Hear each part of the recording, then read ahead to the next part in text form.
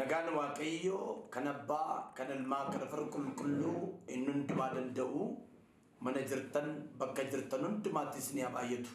Akkam jirtu nagaa keessanii ana obboleessa keessan lallabaa wangeelaa Takkaaleen Tasammaati akkuma beekamu karaa toora yuutuubii kootii akkasumas karaa tiiktookii kootii namoonni baay'een barnoota garaagaraa barachaa akka jirtan amantiif abdii guddaan isinirraa qaba. Arras guyyaarraa kana sagalee Waaqayyoo walii wajjin hirmaachuudhaaf kutaa macaafa qulqulluu keessaa Efesoon boqonnaa 4 lakkoofsa 17 aga 24tti isa jiru erga dubbifnee booddee sagalee Waaqayyoo wajjin ilaalla. Akkana iddoon suni egaa si'achi akka warra saba Waaqayyoo hin ta'initti yaada waa'ee hin baafne duukaa buutanii akka hin jiraanneef maqaa Gooftaatiin cimsee isinan gorsa.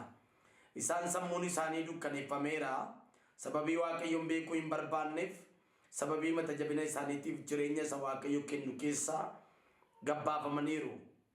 Isaan of qabuu dadhabanii jireenya gadhiisitti of kennaniiru. Wanta nama xureessu hundumaa hin hojjetu hin gaasin jedhan.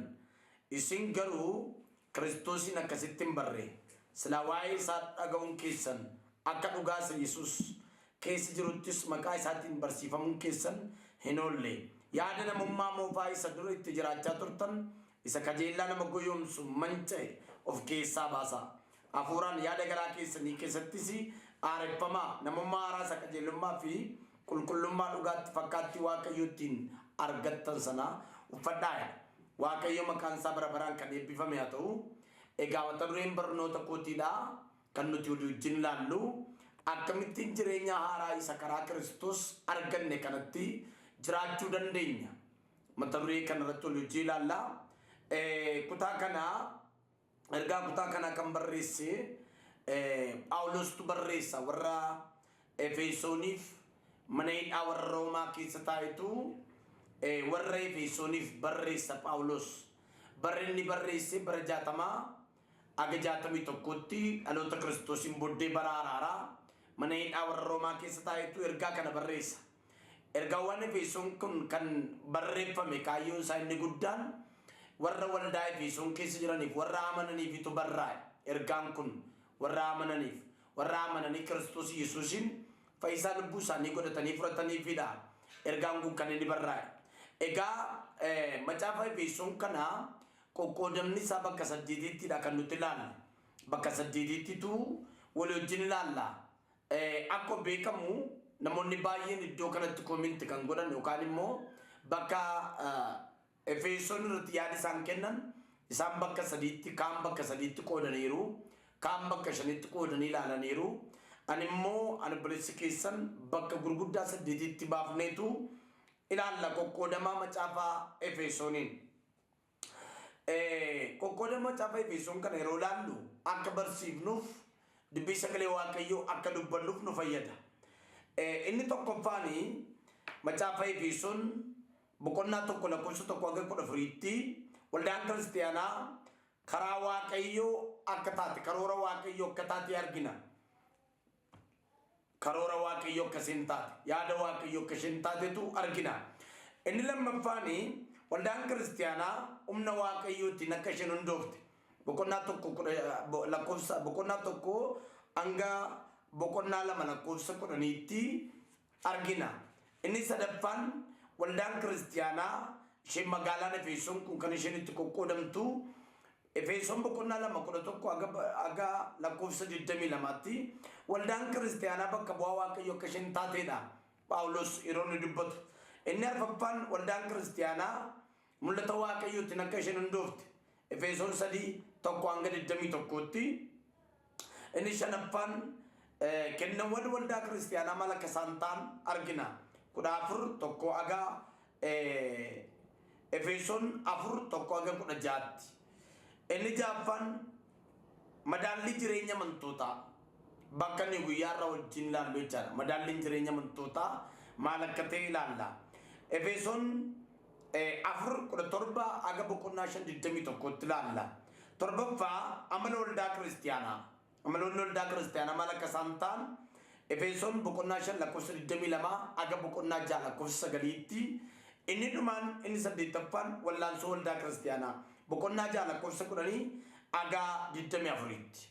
Egaa sagalee waaqayyoo kana keessatti garaa mata duree keenyaatti yeroo dabarru akkamittiin jireenya haaraa isa karaa Kiristoos arganne kana jiraachuu dandeenya kan jedhu Phaawulos yeroo iddoo kanarratti dubbatu keessumaa lakkoofsa 17 haga 19tti warra jireenya haaraa isa karaa Kiristoos argatan kana jiraachuu dhiisanii waldattii keessaa ba'an isaan kanaaf dubbata. Jarreen tokko jedha jireenya haaraa karaa Kiristoos argatan dhiisanii maal godhaniiru gadi ba'aniiru jedha. Gadi ba'anii maaliif jireenya gad dhiisitti jiraachuu namummaa haaraa dhiisanii namummaa moofaatti jiraachuutti ba'aniiru jedha. Isin garuu jedha lakkoofsa 20 akka kana utuu hin taane akkamitti akka jireenya haaraa isa karaa Kiristoos argame kana jiraachuu danda'an dubbata Phaawulos. Bakka kanaan amma dubbise kana 17 aga 21tti warra jireenya haaraa isa karaa Kiristoos argatan jiraachuu dhiisanii ba'aniif warra immoo jireenya haaraa isa karaa Kiristoos argatan kana jiraataniif yeroo Phaawulos gorsa kennu argina. Egaan obboloota koo akkamittiin jireenya haaraa isa karaa Kiristoos argame kana jiraachuu dandeenya? Inni tokkoffaan sobarraa of dhowuudha. Maal gochuudha? Sobarraa of dhowuudha. Arraa addunyaan kun addunyaa sobaan badhaateedha. Dhaloonni kun soba duukaa hiriireera. Sobni jechuun dhugaarraa kan fagaate faallaa dhugaati. Sobni dhugaan keessa kan hin jirre faallaa dhugaati. Hafuura sobaa kana kan namaaf kennu immoo seexana. Abbaa sobaayedha. Abbaa sobaayedha waan ta'eef. Maal godhaa? Abbaa sobaayedha. Soba hafuurri sobaa kan dhufu seexanarraa dhufa. Okay, addunyaa kana keessaa karaalee namoonni itti soban waan sadiin tokkoon isinitti hima. Tokkoffaa qaamumaan nama soba namni. Qaamumaan dhaabbatee nama soba. Batalee keessumaa tajaajiltoonni yeroo ammaa kana akka waltajjii qabatanii jirtan. Kutaalee garaa deemtanii barsiistan tajaajiltan waan isin irratti hin ta'e narratti ta'e jechuudhaan waan isiniif hin taane naaf ta'e jechuudhaan waldaa kiristiyaanaa sobdanii kan galtan. Itu mana qabaatiin mana qaba, itu konkolaataan qabaatiin konkolaataan qaba, itu bullee nyaatiin bullee nyaat, natu rakkatiin narrakkan, itu bakkeen buliin an jireenya akkasiin jiraachaa ture jettanii. Waanuma kan keessan hin taane seenaa kan keessan hin taane warri dubbatanii waldaa kiristiyaanaa sobdan. Qaamaan namni waldaa soba, qaamaan namni nama soba. Kanaaf baay'ee of eeggadhaa. Sobuun kan seexanaati, sobni kan seexanaati waan ta'eef. Namni qaamaan nama hin soba.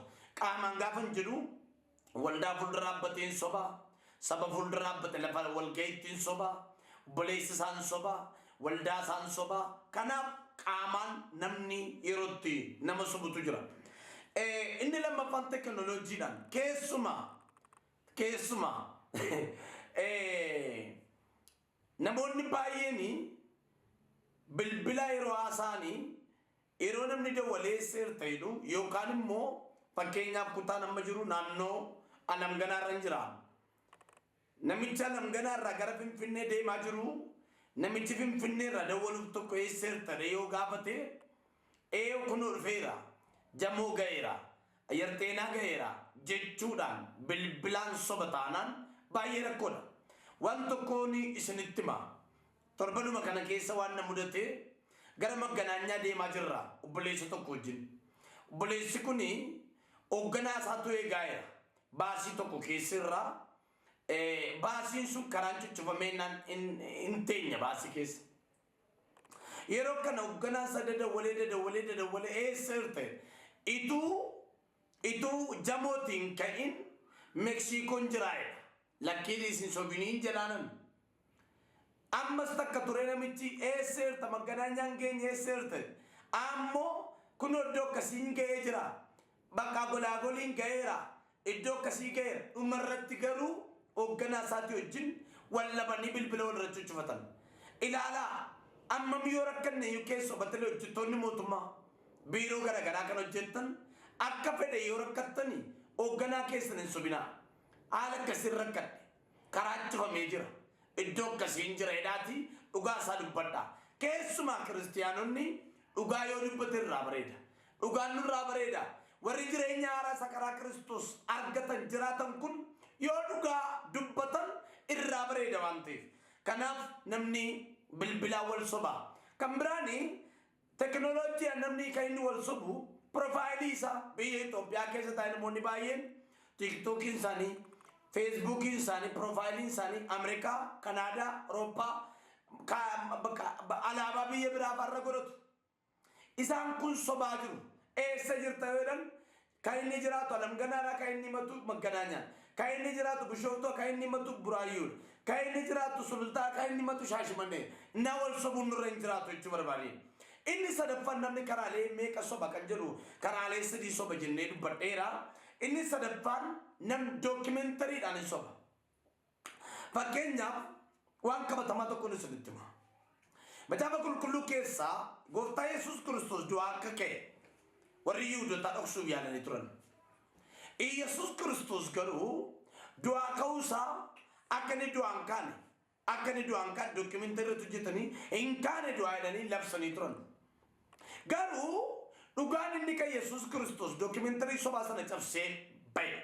Lammaffaa akka saba keenyaatti seenaa saba Oromoo yoo isin yaadachiise qees abbaa baay'ee Oromoon bishaan keessa yaa'ee gaallaadha jechuudhaan kitaaba isaarratti akkasuma barsiisaa keessatti dookimentari Oromoo hojjechaa kan ture namoonni baay'een keessan hin beektu.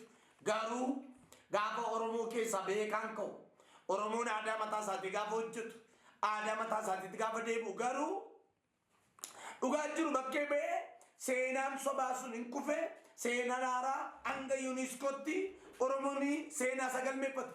Waa'ee Oromoo dubbachuuf utuu hin taane waa'ee dookimentari sobaa fi dookimentari dhugaa dubbachuun barbaada. Namni dookimentariidhaan illee hin soba waan ta'eef.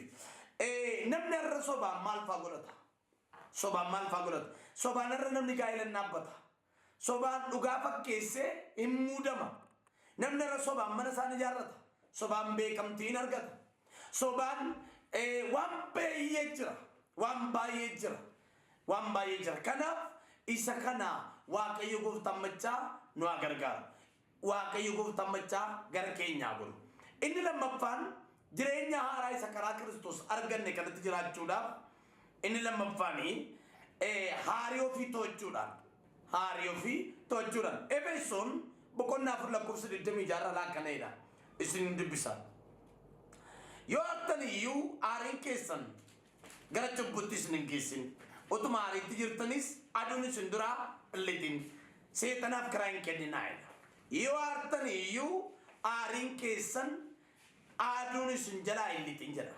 Haarii aartee beektaa viidiyoo koolaalaa kan jirtu. Mee namoonni haartanii beektan itti yaada daqiiqaa maanu sekendii 20.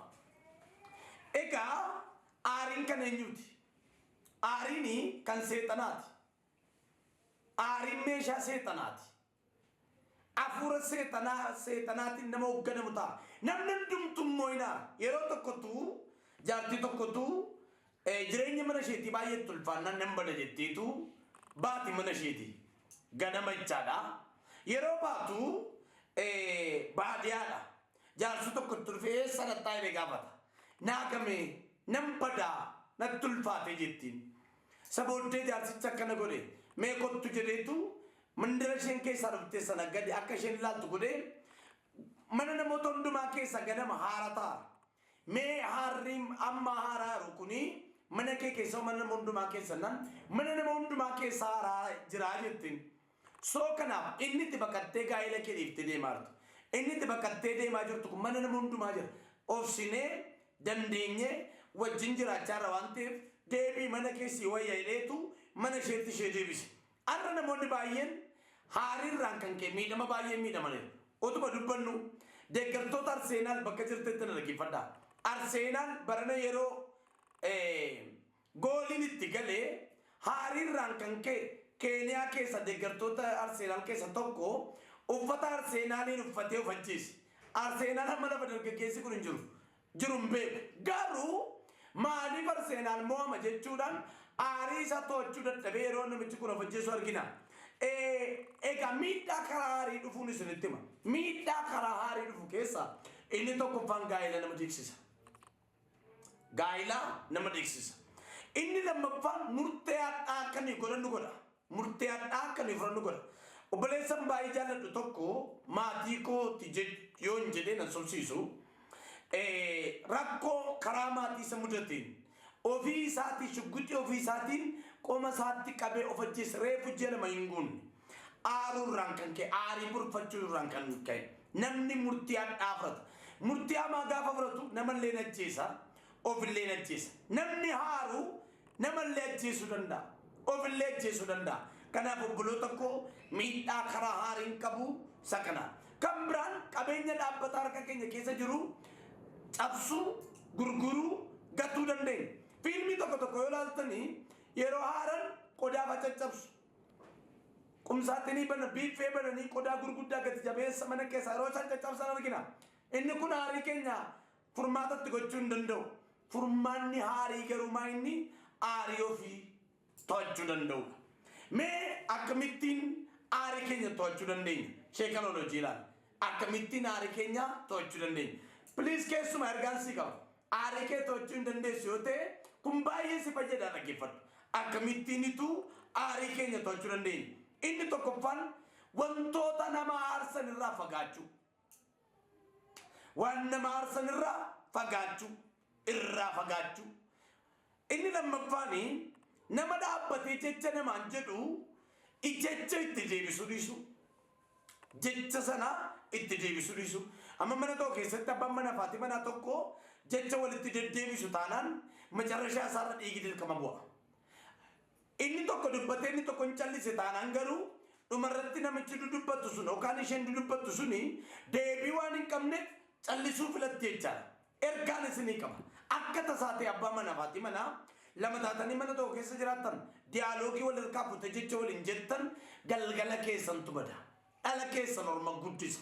Jireenya keessantu miidhama. Kanaaf jecha walitti deddeebisuurraa abbaan tokko obsuun barbaachisaadha. Inni sadaffaani akkamittiin aarii keenya to'achuu dandeenya kan jedhu of qabuudhaan. Of qabuudhaan. Maa inni of qabuun kun? Yeroo tokko namoonni tokko yeroo aaran maal akka namatti darbatan billaan harkaa jiraatu, dhagaan harkaa jiraatu, abidda harkaa jiraatu, meeshaan harkaa jiraatu, waan harka jiran namatti gadhiisu. Jarreen akkasii balaa baatu. Akka salphaatti lubbuu namaas baasu. Kanaaf of qabuun nurra jiraatu yeroo haaruutti.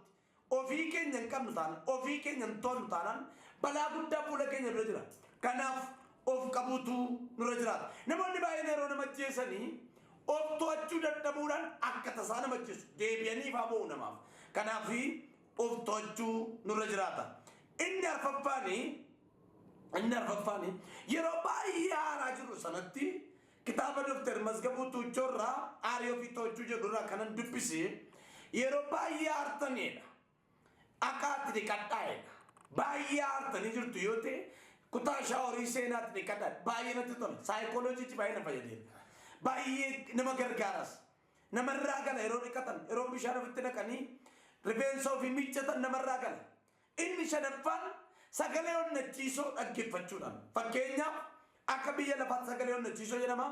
Akka ijoollee waaqayyootti garuu dubbii sagalee waaqoo dhaggeeffachuudhaan. Muuziqaa garaagaraa dhaggeeffachuudhaan aarii keenya bulfachuu hin dandeenya.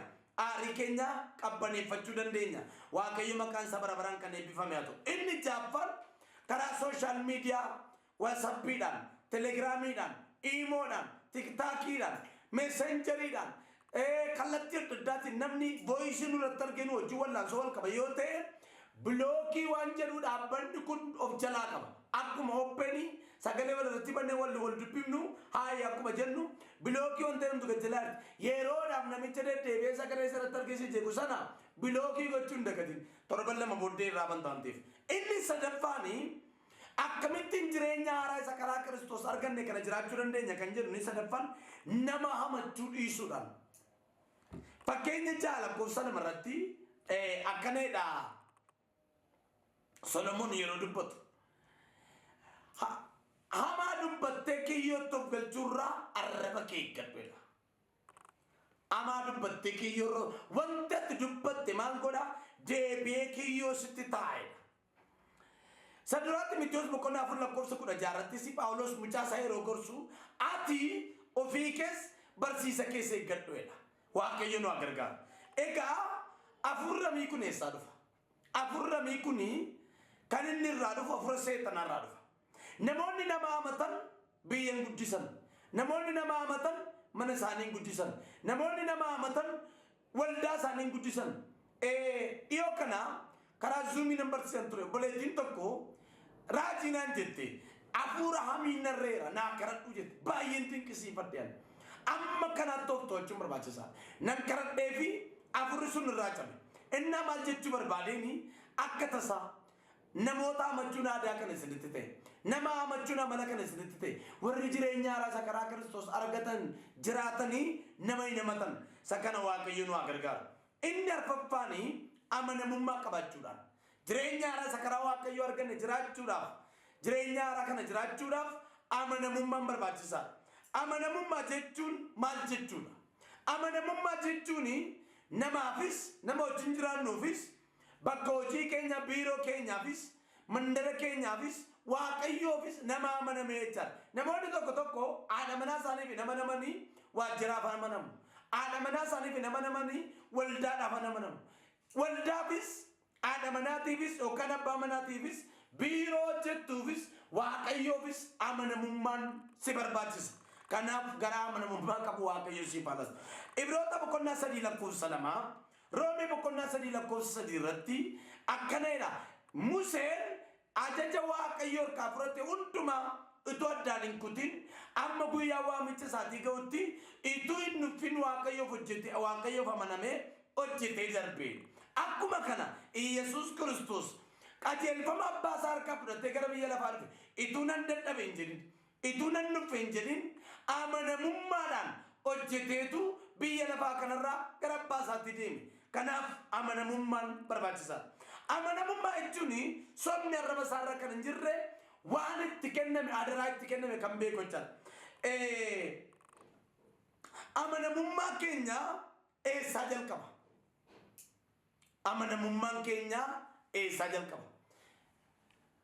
Waldaatti, biirootti, ollaa keessatti bakka amanamummaan keenya jalqabu inni tokkoffaan mana keenya keessa.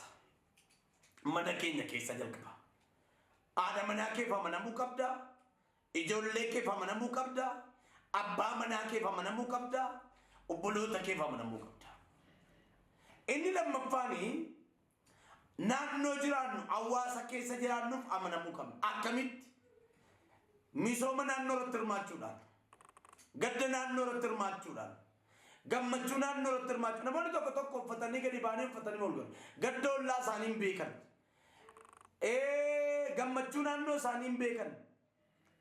Misooma naannoo isaanii hin beekan. Ol lixanii magadi bu'u. Jarreen akkasii kun Waaqayyoof illee nama naman. Inni sadaffaan waldaa kiristiyaanaaf amanamuu qabna. Waldaa kiristiyaanaaf akkamitti amanamna? Waldaa kiristiyaanaaf kan nu amanamnu tokko torbanii beeksisa mataa ishee qabdi waldaan. Guyyaa sagantaa waldaan isheetii jiru irratti argamu waaqeffachuun amanamummaadha. Inni lammaffaan guyyaa misooma waldatti argamanii misooma hojjechuun amanamummaadha. Sadaffaa seeraan asraata keenya waldaa keessa tajaajiluuf kennuun amanamummaadha. Amanamummaa waldaa keenyaati. Inni arfaffaan bakka hojii keenyaaf amanamu. Namoonni baay'een hoogganaa isaaniif hin amanaman. Amanamummaan qaba waldaa isaanii maanno hoogganaa isaanii biratti. Kanaaf dhufanii waldaadhaan nutti bo'u. Hoogganaa kun natti barreesse, hoogganaa kun akkana godhe, hoogganaa kun akkana hin jedhe jechuudhaan jechoota garaagaraa dubbatu. Isa jalqabaa hoogganaa keessanaaf abboomame. Isa booda Waaqayyoof amanamtaa. Isa kanaafi jecha kana Waaqayyo nu gargaara. Bakka hojii keenyaatti amanamuun dirqama waan ta'eef Waaqayyo nu haa eegu. Okay. Namni amanamummaa isaa mana isaa keessaa hin qabne bakka hojiitti isa amanamummaa hin qabu. Namni amanamummaa haadha manaa isaatiif hin qabne waldaattis amanamummaa hin qabu. Akkamittiin ituu amanamummaa keenya kana eeggachuu dandeenya? Ishee kanan dubbadha. Akkanadha.